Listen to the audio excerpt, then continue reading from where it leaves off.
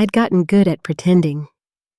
28 years of nodding like I understood, of asking shopkeepers to read the label aloud so I can be sure, of memorizing the shapes of medicine bottles by color instead of actually knowing what the words said. That evening, early winter, frost already forming on the kitchen windows, Emma came home with a note folded in her school bag. She handed it to me with those waiting eyes. So hopeful. So sure her mama could handle anything. I turned the paper over in my hands, calloused hands. Good for ranch work, useless for this. The letters danced. They always danced for me. Black marks that held meaning for everyone else, but just mocked me. I felt the familiar panic rising, that trapped feeling. Like being locked in a room where everyone else had the key. I'll read it after supper. Sweetheart, I told her, the disappointment that crossed her face. God. It still hurts to remember. She went to help her little brother with his coat, and I stood there alone, holding that piece of paper like it was a snake. My father's voice echoed in my head the way it always did when I felt stupid. Girls don't need letters. Rebecca, they need recipes and prayer and a strong back. I'd believed him. Or maybe I just had no choice but to accept it 2 weeks earlier. I'd nearly killed 6 head of cattle. The medicine bottle, I'd grabbed the wrong one because I couldn't read the labels. I'd been going by the shape, the color of the glass. But there were 2 blue bottles, and I chose wrong. Tom Jr. found me in the barn afterward, shaking so hard I couldn't stand. If he'd been 10 minutes later checking on those animals, I couldn't afford another mistake. The ranch was barely holding on since my husband died. My children needed me sharp. Not guessing, not pretending. I looked at that note again, smoothed it against the table. How much longer could I keep this up? How many more disasters was I one misread word away from? The lamp flickered. Outside, the wind picked up that particular sound it makes in early winter, promising harder cold to come. The cabin felt warm enough, but the cold was seeping in anyway. Through the walls, through my chest. I made a decision. Tomorrow, I'd ride to town. I'd find Emma's teacher. I'd ask him what the note said. And maybe I'd ask for more than that. My hands shook just thinking about it. The humiliation of admitting, out loud, to an educated man, that I couldn't do what every child in his schoolhouse could do.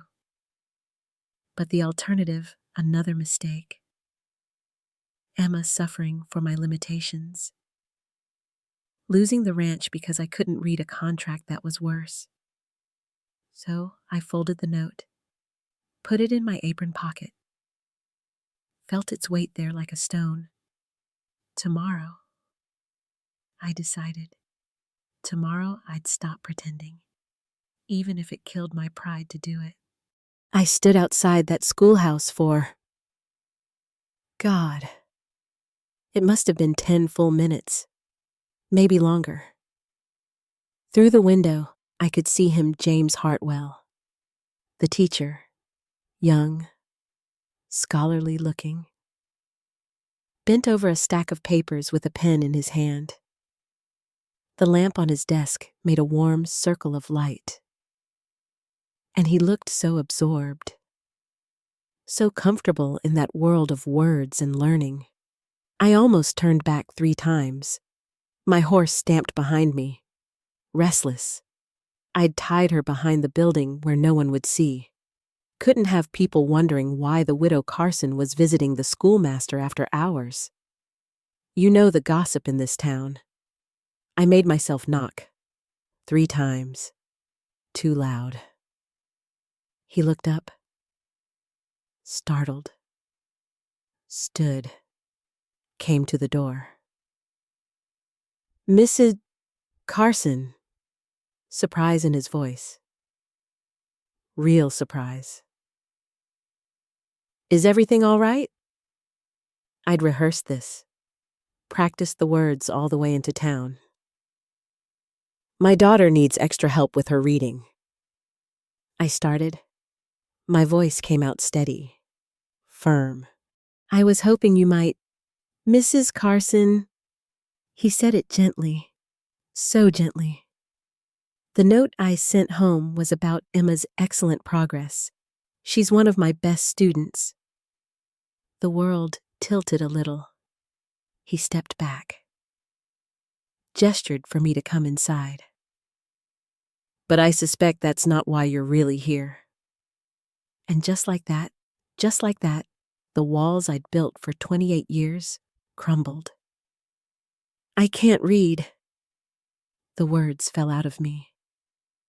I never learned. My father said education was wasted on girls. So he never. And then I married young, and Tom handled all the documents, and My voice cracked. I need to learn. For my children's sake. I expected pity, disgust. Maybe the look people give when they realize you're not quite whole. But James Hartwell just looked at me with something that seemed like respect. Mrs. Carson, he said quietly. Do you know how much courage it took to walk through that door just now? I didn't answer. Couldn't. I teach children their letters every day. He continued. But what you're doing, coming here, asking for help, that's bravery. Most adults will never show. He pulled out a chair, gestured for me to sit. Every evening after school, if you'd like, no charge. Knowledge should be free. Then he smiled a little ruefully.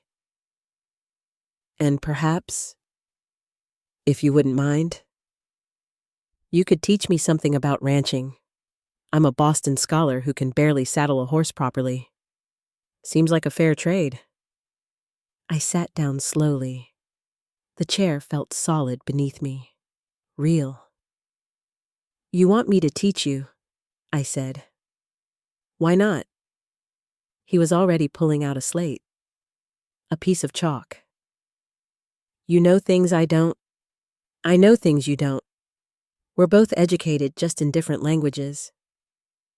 Something in my chest loosened. Just a fraction. When do we start?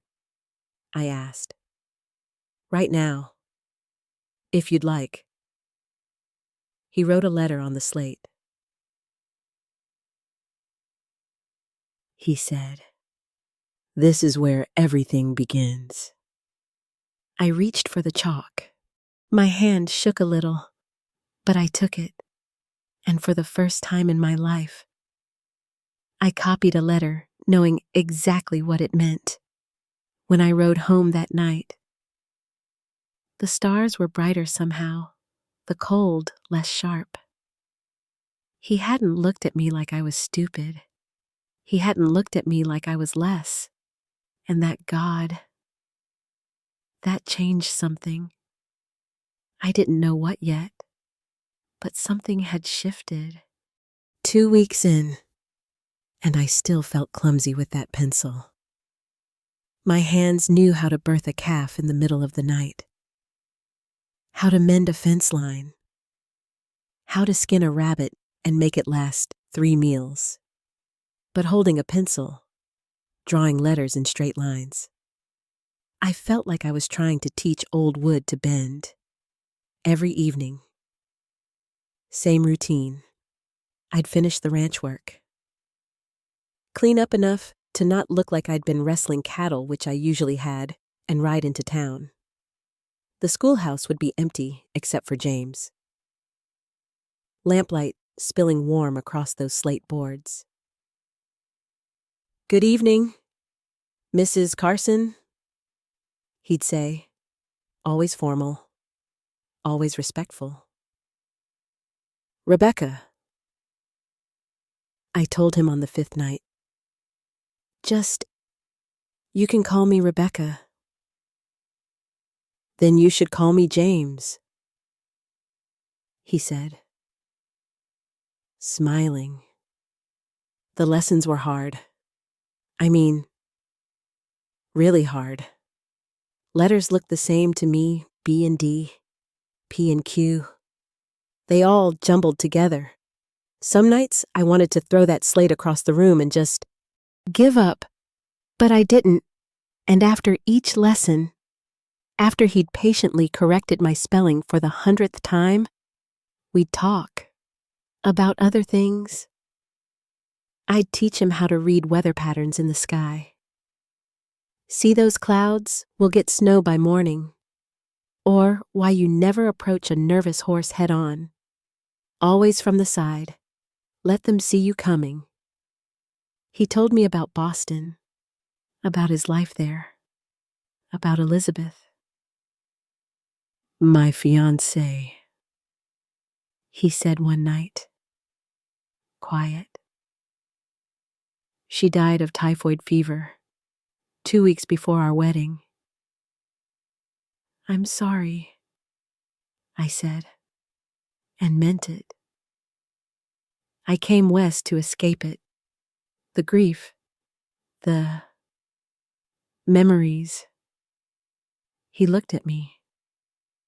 "But you can't outrun loss. Can you?"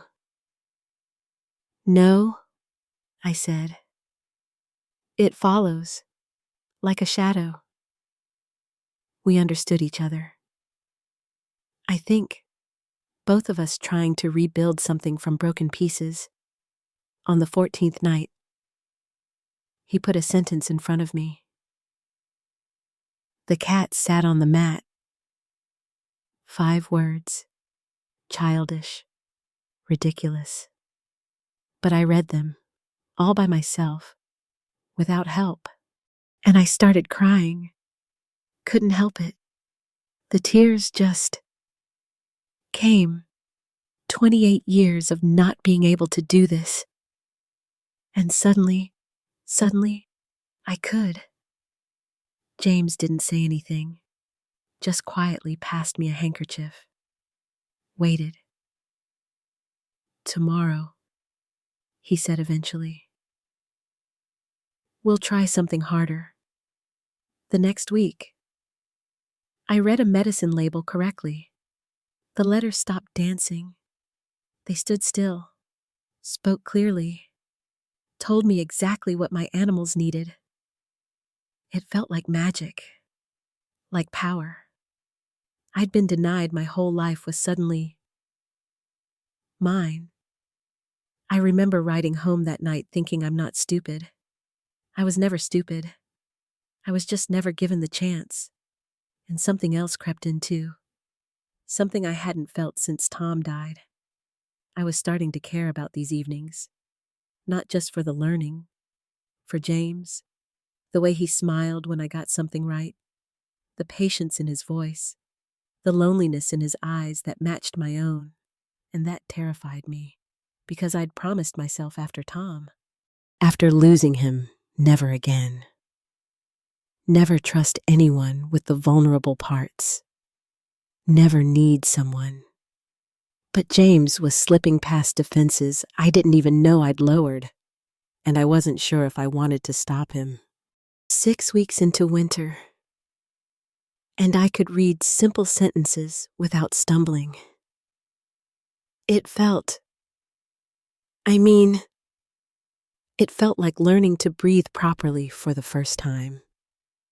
James came out to the ranch on Saturday, said he wanted to learn more about the practical side of things, animal husbandry, land management. Can't teach about frontier life from books alone, he said. We had a calf sick with fever, young thing, shaking in the corner of the barn. Come here, I told him. Put your hand here. Feel the heat under the skin. That's how you know it's not just cold. It's infection. His hand beside mine. Both of us focused on the animal, our shoulders touching in the cramped stall. When we looked at each other, God, something crackled in the air between us. I pulled back first, cleared my throat. We'll need to dose her twice daily. I'll show you how to measure it. He learned fast, asked good questions, and he was gentle with the animals. I liked that about him. We worked through the afternoon. I showed him how to split wood efficiently, how to check the water troughs for ice, how to read the subtle signs of a coming storm. In return, during our evening lessons, he was teaching me more than just letters now. History, geography, things I'd never imagined caring about, but found myself hungry for. You have a good mind, Rebecca, he said one night. A curious one. Never had the chance to use it before, I said. Well, he smiled. You do now.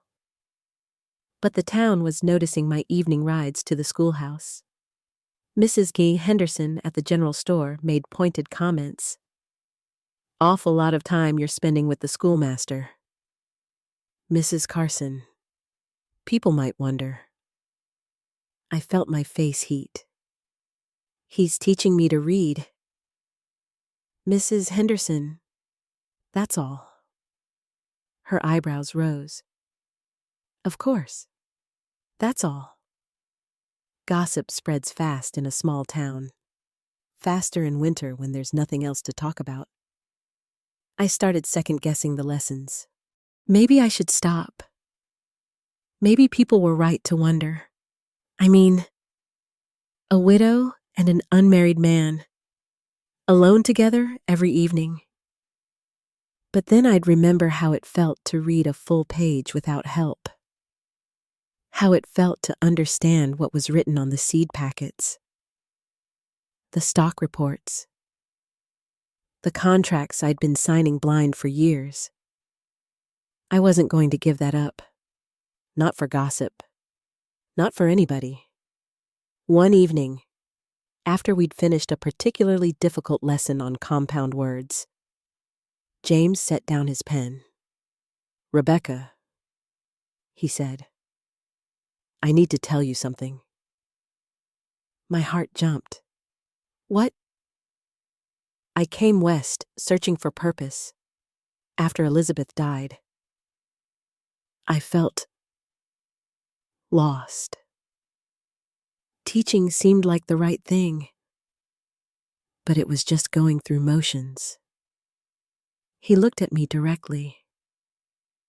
But teaching you, watching you reclaim what was stolen from you, you matter. Rebecca, this matters. I didn't know what to say to that.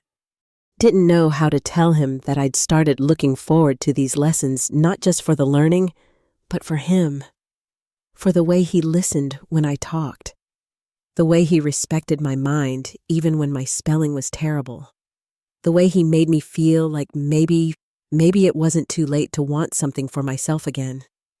So I just gathered my books, stood. I should get home, I said. Emma will be wondering. He nodded, disappointed. Maybe, but he didn't push. I rode home through falling snow, his words echoing in my head. You matter. Rebecca, when was the last time someone had said that to me? When was the last time I'd let myself believe it? Emma came home crying on a Tuesday.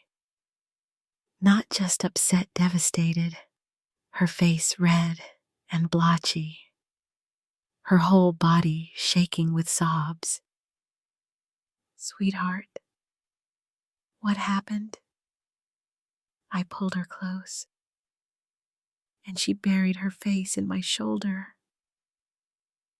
The other children, she gasped out. They said you can't read, that you're stupid. And I told them they were wrong, but they laughed, and my heart dropped. Did you fight them? I asked quietly. She nodded against my shoulder. Tommy Wilson. I pushed him. Oh, Emma. We sat together on the porch step.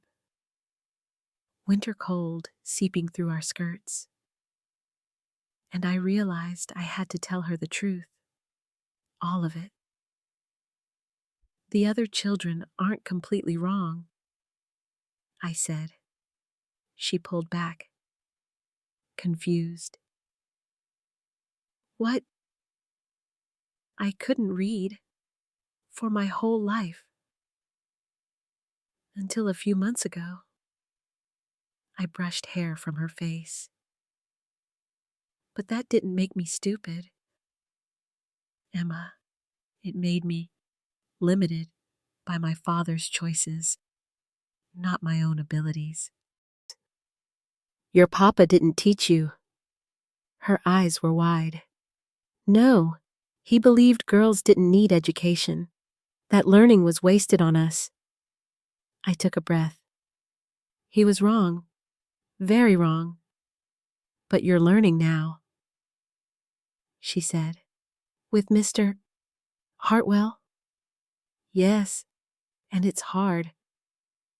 Sweetheart, really hard. I make mistakes every day. My spelling is terrible, and my handwriting looks like a child's. I held her hands.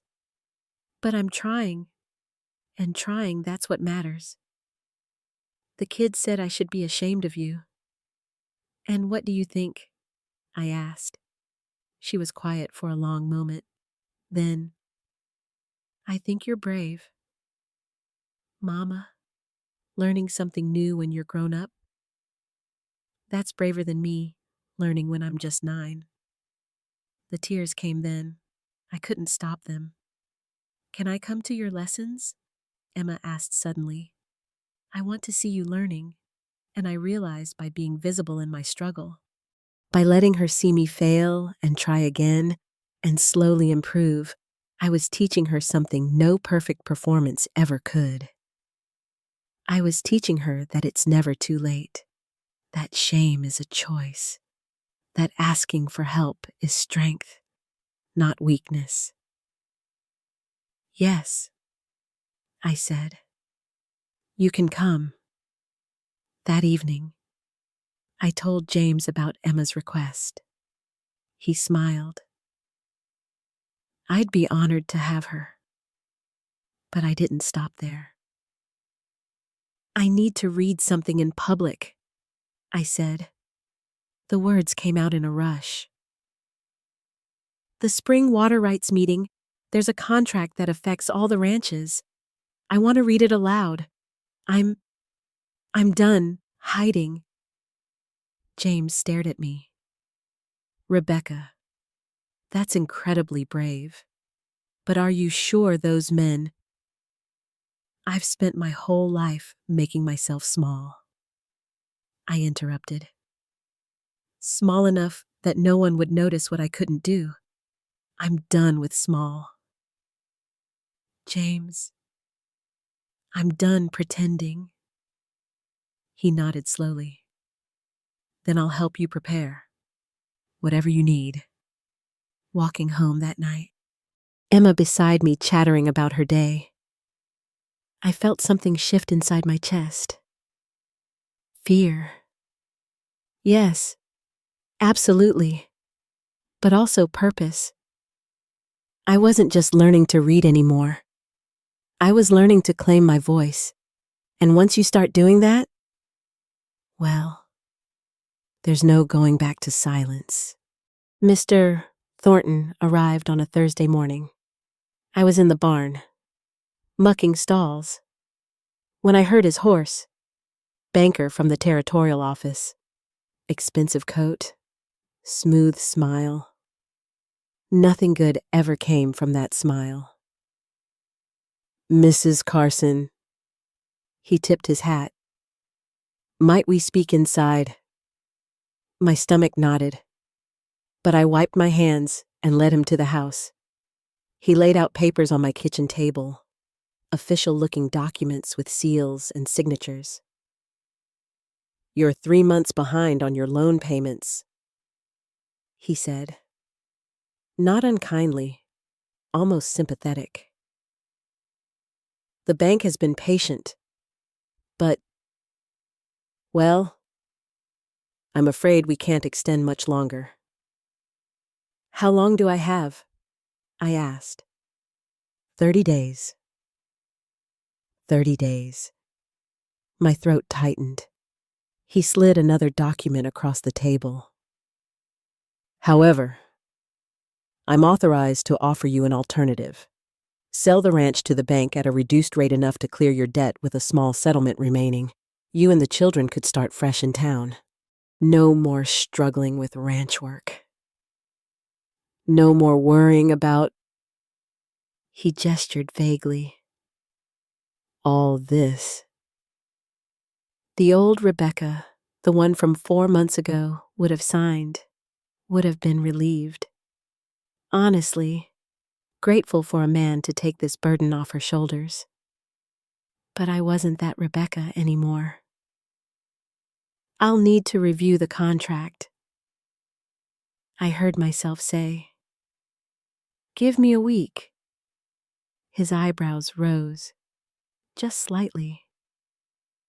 Of course. Mrs. Carson, though I should mention, legal documents can be quite complex, difficult for someone without formal education to fully understand. Perhaps you'd like me to explain the key points. The condescension in his voice was barely hidden.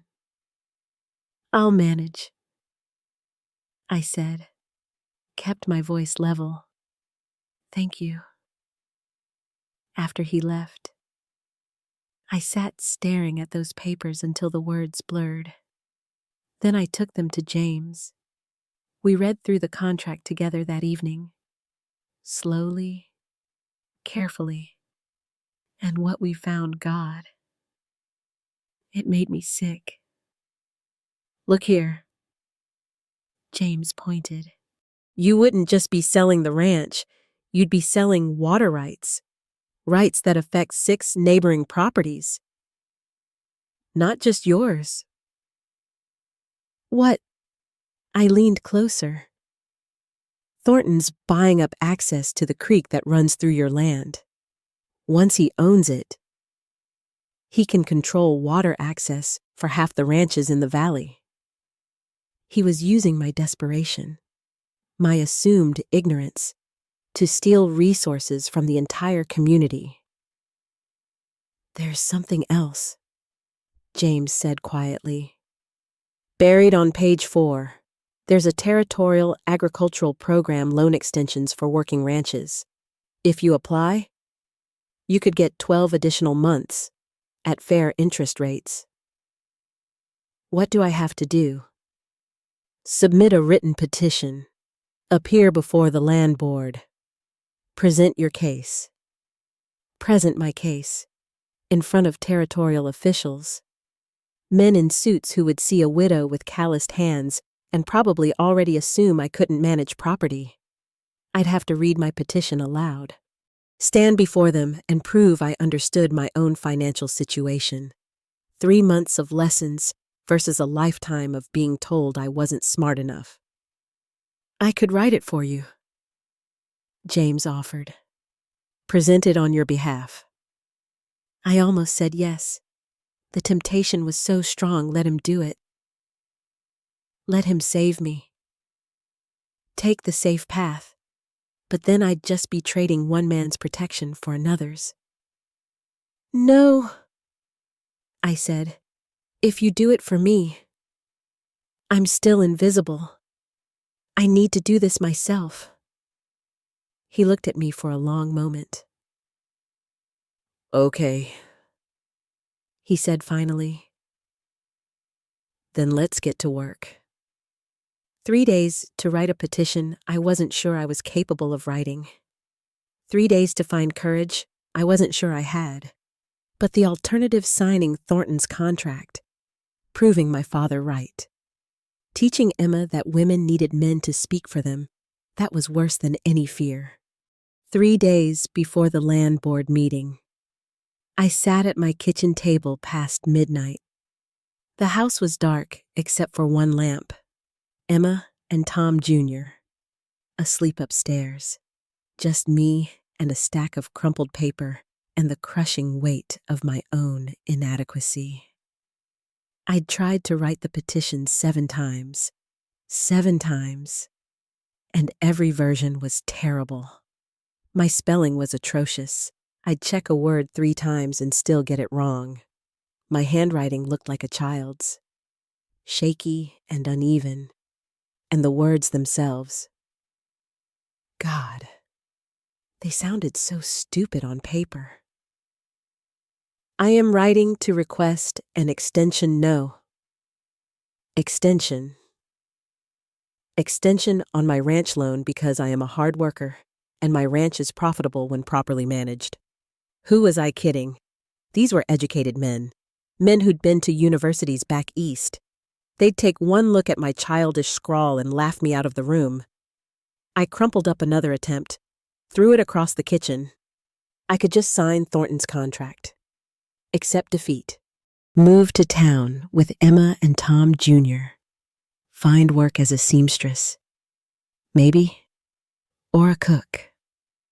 Stay small. Stay safe.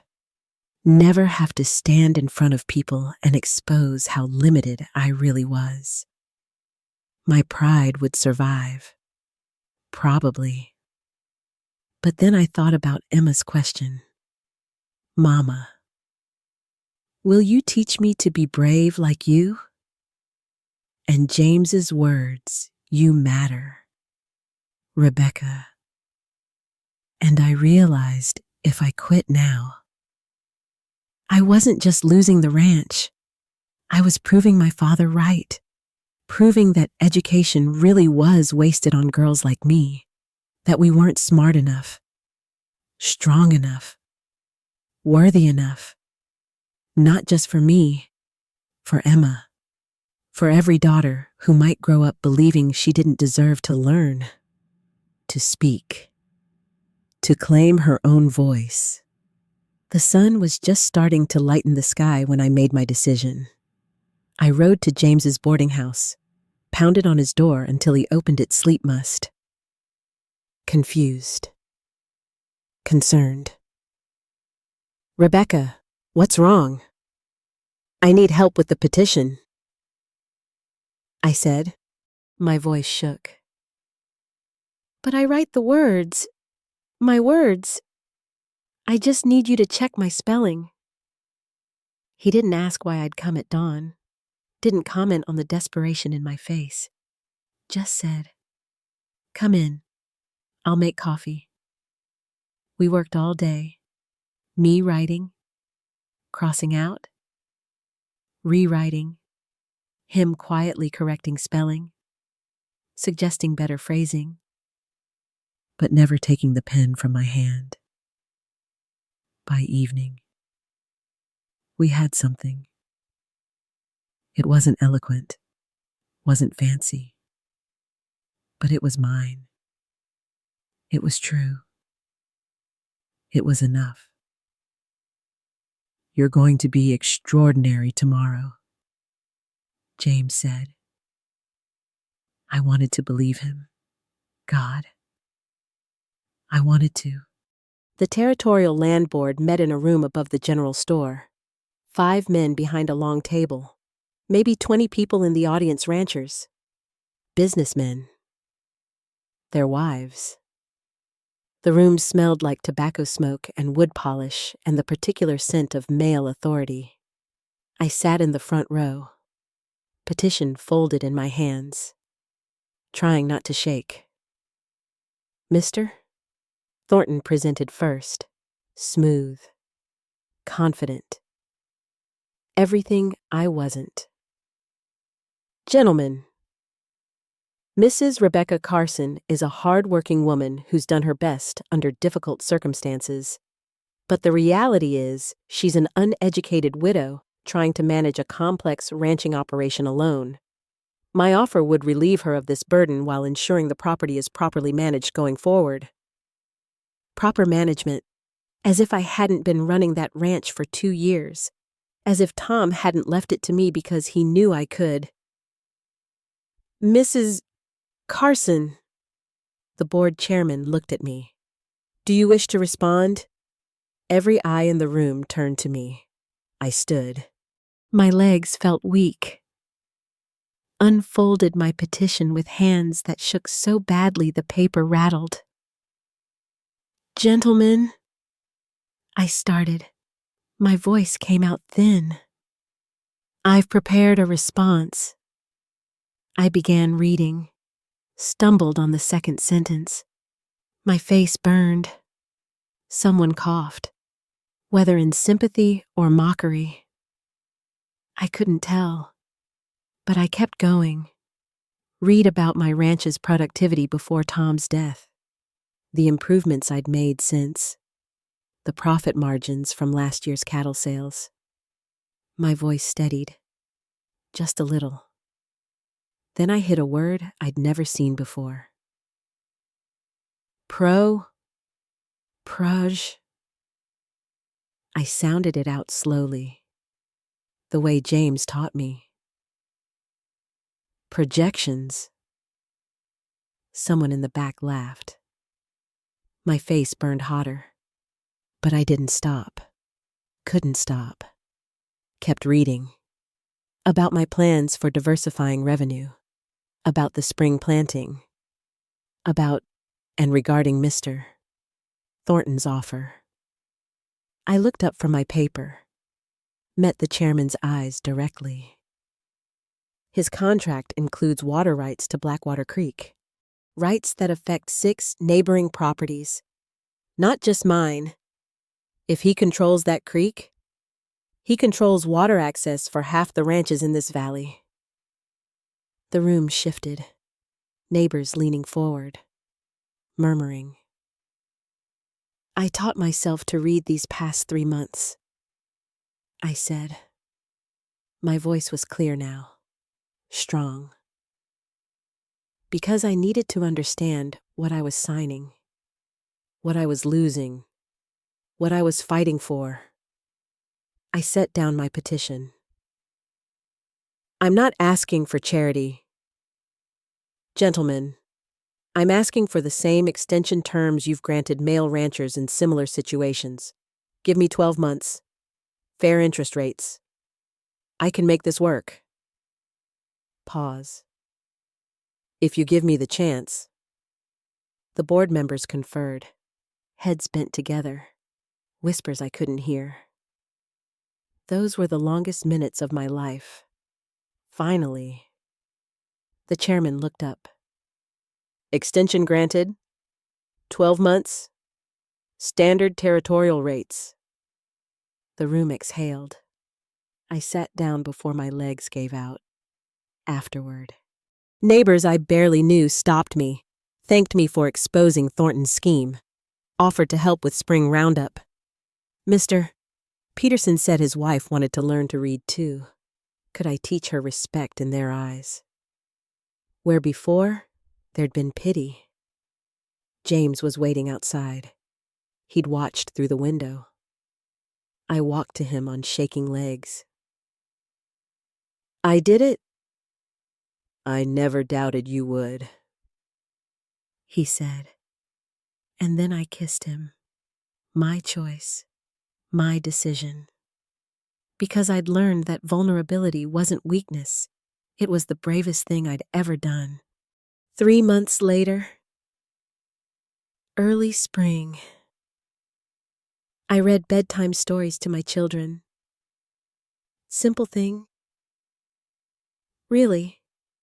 Reading aloud from a book of fairy tales while Emma and Tom Jr. snuggled under quilts. But for me, God. For me, it was a miracle I'd never thought I'd have. Again, Mama, Tom Jr. begged when I finished. Tomorrow night, I promised. Sleep now. I kissed them both, turned down the lamp, stood in their doorway watching them drift off. Literacy didn't save my ranch, I did that. But literacy gave me the tools to save it, gave me access to the contracts, the legal options, the knowledge that had always been kept from me like I didn't deserve it. The ranch was improving now. I read market reports, agricultural journals, weather forecasts, made informed decisions instead of guesses, knew exactly what I was signing. James came out weekends to help with the heavy work.